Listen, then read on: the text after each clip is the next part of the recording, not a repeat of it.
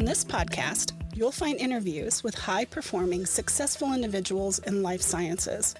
On a weekly basis, we cover their proven methods, principles, strategies, and mindsets to implement new technologies that scale to meet the needs of people in our world.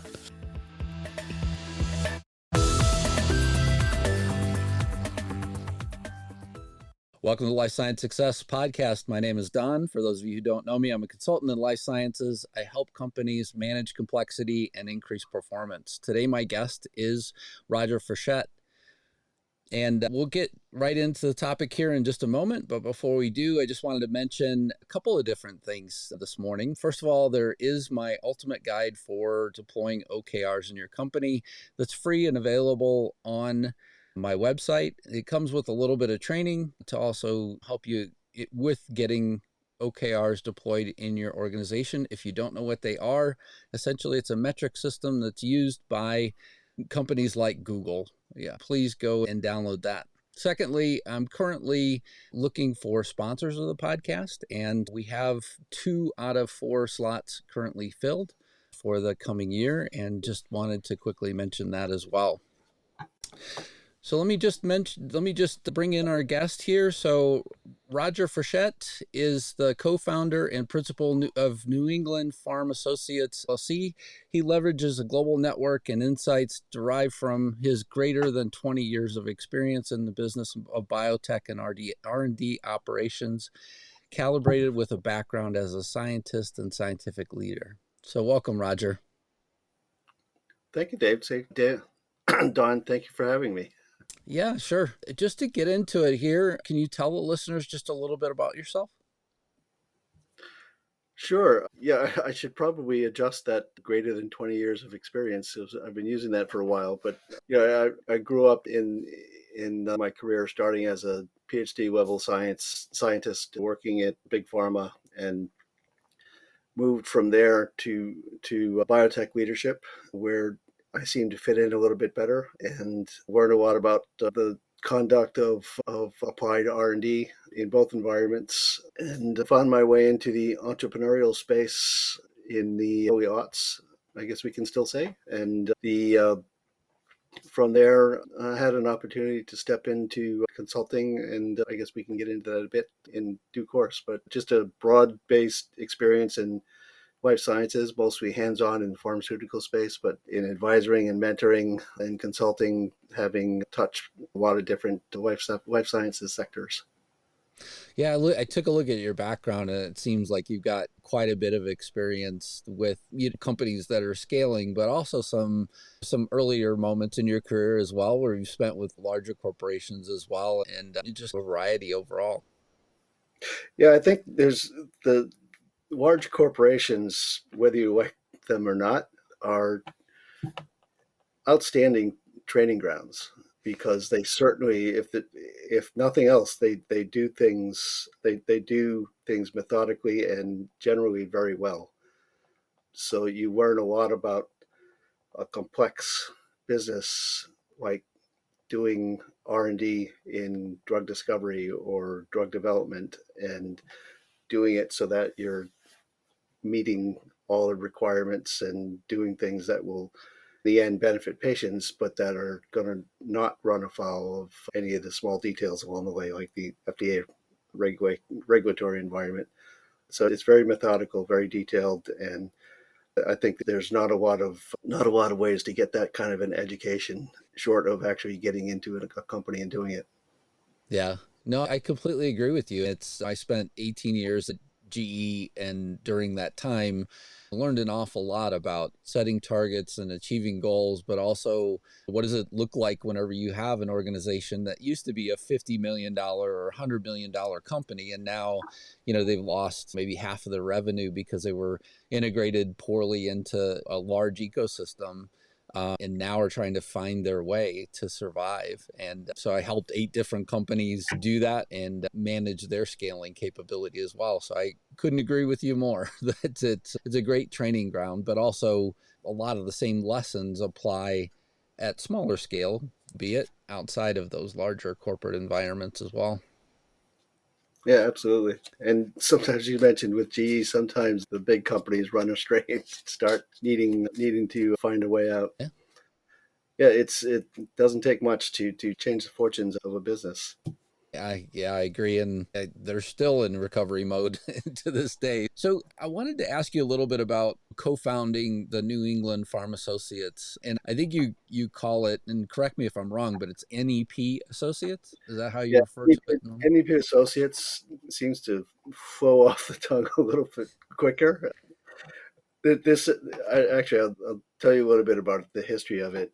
When I was in my last real job, I just had a team that had nominated two interesting candidates, and I took the first through preclinical development, put together a really interesting, mostly virtual process for doing the IND enabling work. And about the time the IND was about halfway over, I realized that I'm not going to continue carrying this forward into clinical trials. I just don't want to become a clinical development, whatever that entails. And so I stepped away from the company, realizing that they were in good hands, and decided I would try consulting. I'm a medicinal chemist. I've got success at leading teams that put things into clinic. That's a relatively rare still occurrence in the industry, so maybe I can go out and do some consulting. And it turns out the industry wasn't ready for medicinal chemistry consultants in 2003, I think. There's quite a lot of that going on now just because of the dynamics of the business. But I got a couple of brief engagements after having started this consultancy as a solo practitioner thing, and it was had a completely unrelated to drug discovery kinds of engagements. And the one drug discovery engagement I got ended up being derailed my early entrepreneurial consulting path, because we ended up I helped the company with the problem. Like the company so much, we bought it. A little more complicated than that, and it was a company called Genome Therapeutics had been doing drug discovery with a wide array of antibacterial assets that they had developed from genomic analysis. That was their expertise.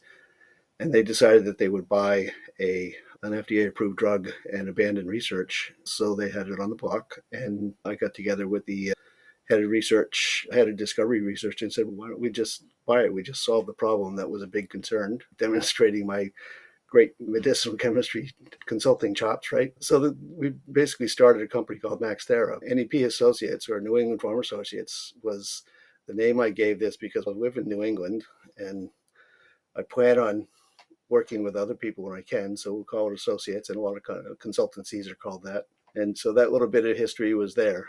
We started a new antibacterial startup, MaxThera, and took it to effectively the Great Recession, where we needed to either raise funds or engineer an exit. And it turned out an exit was a little bit more practical. And the exit came through a complicated story. Cutting to the end, we sold it to an Australian company called Biotech Holdings. And they were an antiviral company. They had been the developers of Rolenza that was being distributed by GSK at the time. And it was a anti-flu drug. And they needed some antibacterial assets to try to balance out their portfolio. So they got a hold of us. They got a hold of a company in the UK, I think called ProIsis, that was also doing antibacterial work. And so they had two antibacterial companies and didn't really know much about antibacterial work. My co-founder and I came on as consultants with them and revived the New England PharmAssociates name because it was there, already had an email address. So very practical reasons for it. And we formed an LLC around it and effectively helped the folks at Biota to complete this transaction, help them to sort out how to prioritize assets between MaxThera and ProIsis. And when that was over, just decided to continue consulting. So we had a lab full of really high-end equipment. We ended up providing that to the folks that were operating in North Shore Innoventures incubator in Beverly, Nice. and went off and tried to find new clients. And that's basically the beginning of stage two of NEP Associates. Yeah, I've seen a lot of people do that though, where they have a consulting company or name or whatever. They come in and go out of companies, and it's a different journey than I've taken so far. Not really gone back in since starting this a couple years ago, but it's also fairly short time for me. I haven't been doing this for an extended amount of time, but always interesting to hear how different consultants think about their business, and also just the opportunities that avail themselves. Good to hear. Yeah, I think that a lot of people go into consulting to avoid having a gap in their resume. Some go into it with different expectations and find that it's easier to get a job. Yeah, it's not for the faint of heart. A lot of the people that I know that have been solo or small consultants, they're, for lack of a better term, very well married. So if your spouse is generating executive vice president or C-level salary in a big company, it's okay if there are dips in your consulting revenue for a quarter or two. If not, it becomes a little more challenging and getting a job looks attractive. So a lot of different approaches to how this is done. Yeah, absolutely. And you've touched on this a little bit, but for NEP associates, who are the clients that you serve, and what do you actually look to provide in the industry? It has been a somewhat of a journey. Uh, I've worn a lot of hats through my career, and you just touched upon some of this in what I've said already. When I first started working for non-biota clients, there was a lot of mentoring that I've started doing, and I've continued to mentor whenever I can. Basically, getting an idea of providing some assistance and guidance, but also getting an idea of what these newer entrepreneurs are thinking about and how they're going about doing things. Uh, Talked to people about different kinds of engagements, took different kinds of engagements, and checking out how it works. And so a little bit of an experimental approach to it. And what turns out to have been the most common reason that somebody was needing help is they had to either find ways to make connections to get corporate partnerships, whether big or small partners, and they needed to figure out how to create a strategy that would enable them to form partnerships. And a lot of scientists, particularly scientists fresh out of school, uh, to such folks, science is really easy, but going out and figuring out how to build relationships with executives in big corporations, not so much. So that's a natural fit. And so strategic planning, business development has been the biggest thrust of my consulting. For the right company, I can do something that's more of an R&D operational role. That is effectively what I was doing for most of the time at Maxthera, except when I was closing deals at the beginning and the end. Actually, I lost track of what the Yeah. second part of the No, question no, was. no, it was just who are the companies that you serve? So are they normally like all early stage, or are they a little later, I guess, in their overall development? It sounds to me like it's fairly early. Yeah, it's generally early. If it's too early, it becomes a mentoring relationship because that's the stage where they can't pay invoices. But typically, the clients I've been working with are companies that have either seed or Series A stage financing. So they've got some money to get stuff done. They've got some money to hire people, but they realize that it's not an infinite amount of money. So they're wondering how they can hire those outrageously expensive, experienced executives. And when I come along and they can see they can hire somebody with experience, it doesn't have to be full time, that doesn't have to be outrageously expensive. It starts to look like let's have a conversation. Right.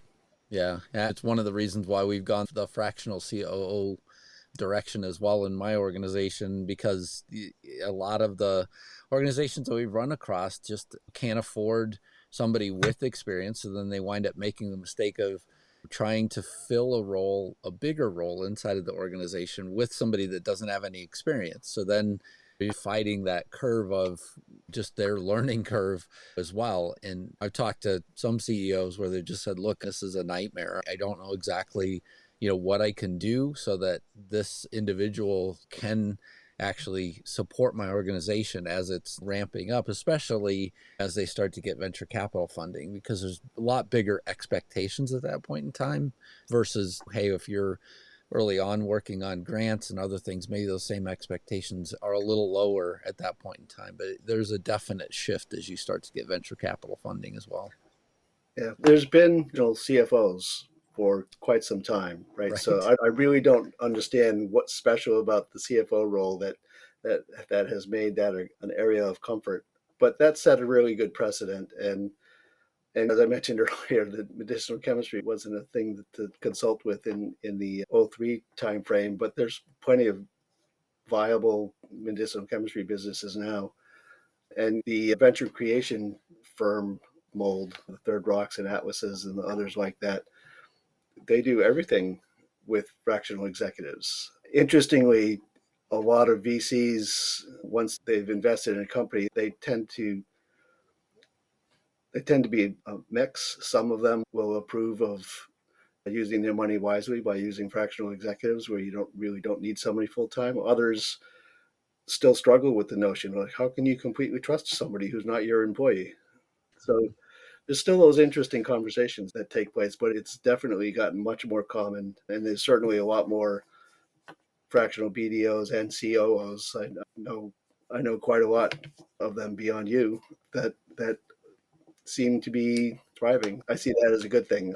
I've always been a fan of entrepreneurial companies and early stage companies focusing on their science, not on fancy facilities and price prima donnas.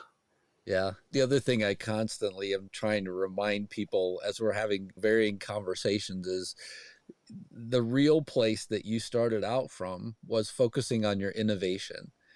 And there's a secondary part of this, which is running a business, which is not easy. And then to go back to even the business development, there may be other rungs of the same exact thing where it's just you can either focus on the business development side or you can focus on the innovation. If you focus on both, you're going to be half as good at both at best. So yeah, it becomes a greater challenge. But that leads me to my next question for you, which is what are the biggest challenges at NEP Associates? I think the biggest challenges are a spectrum. One is where client work is doing well and the client is making good progress, and the workload starts to pile up, and it's difficult to stay within the confines of our contract, but it also puts pressure on other things like other clients that might not be facing quite as much pressure. So that's an interesting. It's not a bad place to be, but it just creates challenges that are the part of trying to figure out the path forward. Focus on making sure the client's successful and figure out how to do the rest. And the other side of it is all client engagements come to an end. And in the instance of being a fractional chief business officer, sometimes you reach a stage where you've done so well for the company that they need a full-time chief business officer. And so then there's a need to look for more clients. And if you've been really busy with the client work, then the pipeline needs to be built from scratch. So there's a bit of a seesaw there with the boom or bust kind of economy of being a consultant. Yeah, those are the two biggest challenges: time management when things are going really well, and okay, what do I do next when the client engagements have ended? Yeah. Yeah, it definitely is something that I've heard a lot about with regards to the cyclical nature oftentimes of the work that we do as consultants, but also the same being the opportunity that comes with a lot of the time management challenges as well. Yeah, I guess in a perfect world, one would have a consultancy business development group takes care of filling those gaps, but I chose to go for a simpler way. Yeah. And where do you see the biggest opportunities?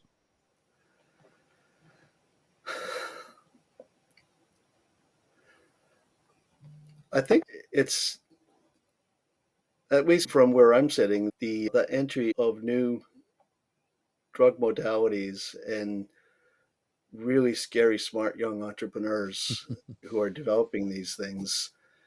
I had a conversation with one yesterday, and it was really interesting hearing this 20 something fresh MIT graduate, a couple of years out, maybe a year out. And he was speaking about solving a massive problem in the drug discovery continuum. And and I struggled to understand some of what he was saying, but from what I got, it sounds really outrageously impressive and promising. And I see things like that in what do you know, RNA modalities are starting to get attention of investors. I suppose that might have something to do with some vaccines that came up at one point or another. Sure. But there's a lot of companies starting up in that space, and so you look at these modalities and they're very different, and there's not a lot of people who work in these spaces, but so that the relatively speaking, so the entrepreneurs that are doing this are really brilliant scientists, and the ones who have listened to their mentors that they need to have some business people involved as well are looking out to find some help so that they can focus on this really cool science that they're trying to do to break the world and rebuild it in a better way. And I think that's a great opportunity, not only for business consultants like myself, but for you and folks who are experienced consultants in a lot of different essential areas in this business. And it's also, I've done a lot of work in different life sciences sectors. And the new modalities that are coming out and the nature of the entrepreneurs that are driving this trend, I think, are really giving me the opportunity to stick to the therapeutics area where it's not better or worse than other parts of the life sciences sector, but it's just where I started, where I grew up, and it's a very comforting and satisfying part of the ecosystem to be involved with. Yeah.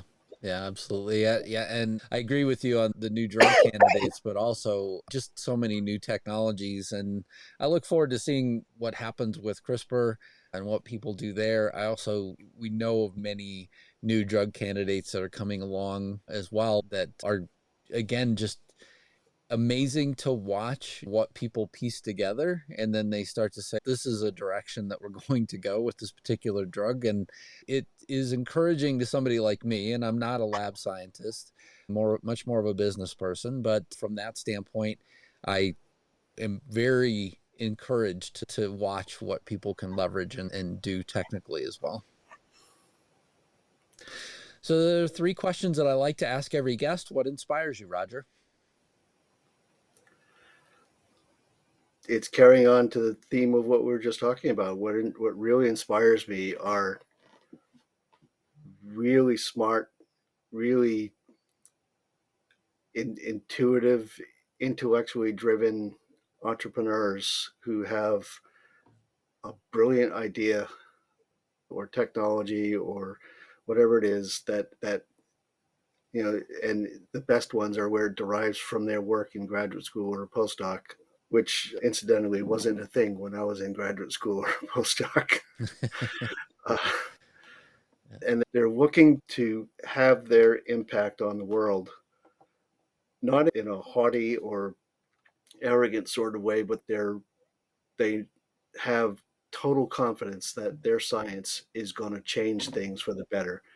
And they're starting a company and also starting a company and taking the time and the energy to seek out uh, companies starting education. Right. They're smart enough to do all this brilliant science that such that they also understand that there's stuff they don't know. So they're learning about entrepreneurship. They're taking multiple accelerator courses. They're looking at multiple mentoring programs.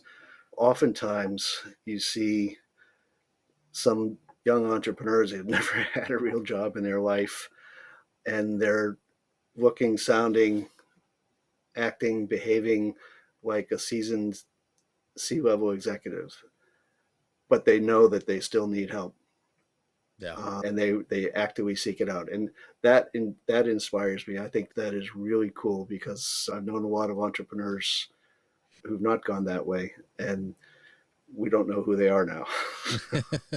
This is for sure a risky space to not know something as well, right? And there's so many things that you have to know as an entrepreneur as well. And it goes beyond a lot of the theory that unfortunately, I seem to find in a lot of the entrepreneur education classes. It also goes beyond that into how do you problem solve and how do you do things and think about things in a way that actually will deliver a quality product at the end of the day. So thank you for sharing that. What concerns you? I think trends in the financing of innovative startups. I've mentioned the venture creation model, and I think that has, in principle, the capability to do some really great things. And certainly in some cases, that has come to pass. But it has, when you put hubris in the mix with the folks who are doing it, there is a potential to have major, very expensive failures as well. I won't try to dig any of those up, but the challenge that brings to those kinds of entrepreneurs that I just described, it can make it very hard to raise capital for people who are clearly superior intellect, for lack of a better term, who really need to have their idea given a shot. And some of them who might not be as effective at communicating just struggle, but it's not easy for any of them. And now we have X for a recession looming, and it's not a full done deal yet, but there's a lot of investors seem to be easing back on how frequently they're writing checks. Some of them are asking more questions. Some are pushing back on valuations. And I understand it's all part of market forces, but from the standpoint of getting really amazing new science pushing forward to solving critically important healthcare issues, there's already a lot of uncertainty built into that. And there's always been a lot of uncertainty and angst and strife and anxiety involved with getting it financed.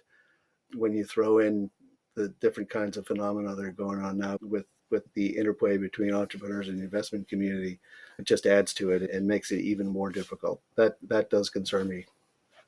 Yeah, on Thursday, tomorrow, I actually am interviewing Barbara Perlman, and she has an incubator, or I guess helps an incubator somewhere up there in the Northeast. And I'll be interested to hear what her perceptions of the current market stance is at this point in time. From an outsider's view, it definitely aligns with what you've said in terms of things slowing down and not a lot of people currently investing. And then, of course, we have in the new year, we have the JP Morgan conference that'll happen then as well. And again, it'll be interesting to see what happens as people come out of there. What are their impressions from investment as well?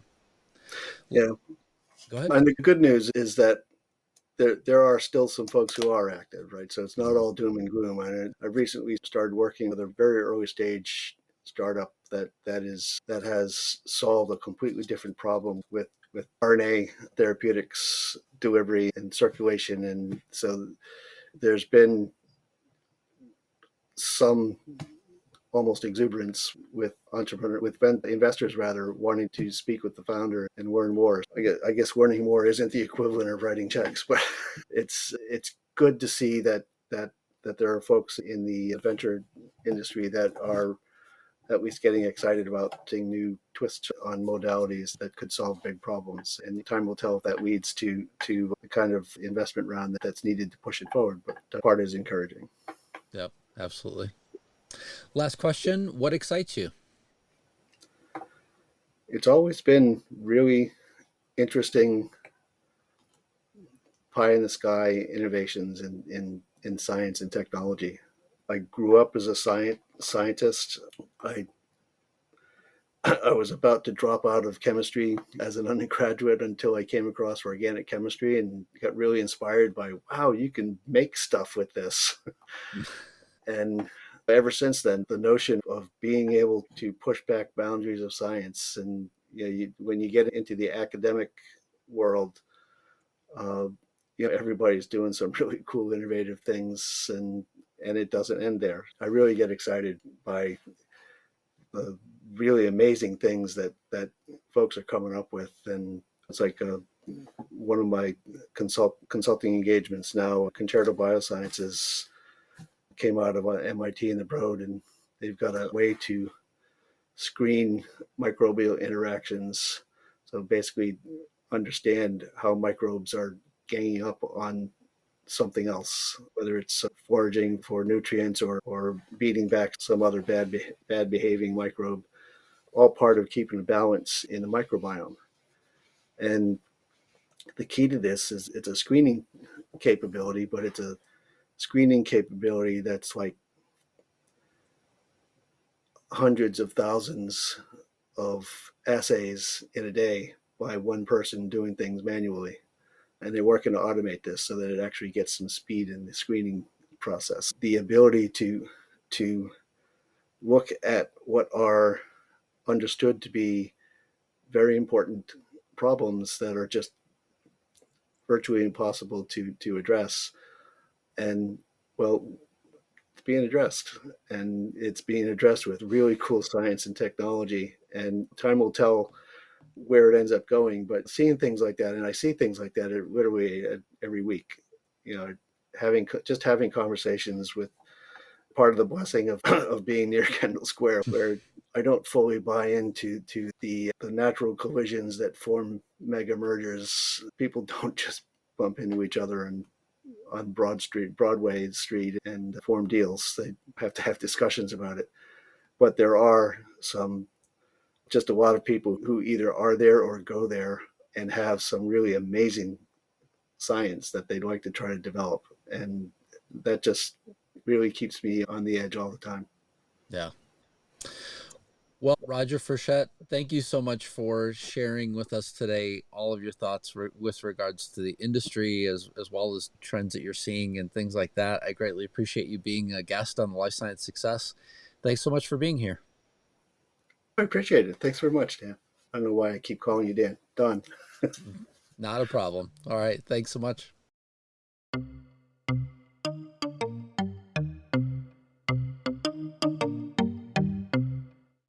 Thank you for listening to Life Science Success. For complete details about this podcast, including show notes, how to get in touch with guests, and more episodes, please visit www.lifesciencesuccess.com. If there's someone you'd like for us to invite to the show as a guest, please let me know by sending me a message at the podcast website. Please click subscribe on your favorite podcast app, share the podcast, or tell a friend about it, and last but not least, rate the podcast. Thank you again.